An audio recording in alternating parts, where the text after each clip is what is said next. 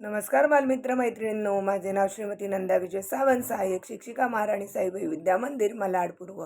100 दिवस 100 बोधकथा वाचन या उपक्रमांतर्गत आज मी तुमच्यासमोर 76वी कथा सादर करत आहे. कथेचं शीर्षक आहे वेळेवर सावधता. एका शेतात एक शेतकरी अंबाडीचे बी पेरत होता. त्याचवेळी त्या शेताच्या कुंपणावर बसलेला एक शहाणा पक्षी तेथील इतर सर्व पक्ष्यांना म्हणाला, पीक येण्याच्या आधी सर्व बी खाऊन टाका, नाहीतर तुमच्यावर पश्चातापाची वेळ येईल. पण कोणीही त्याचे ऐकले नाही. शेवटी पीक तयार झाले.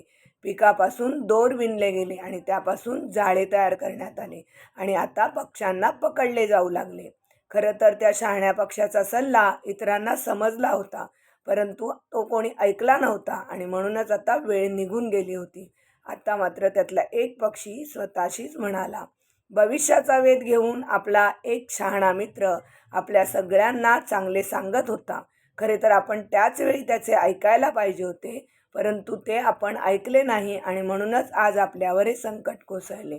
या कथेचं तात्पर्य आहे, वेळेवर सावध न झाल्यास आपल्याला त्याचे गंभीर परिणाम भोगावेत लागतात. धन्यवाद.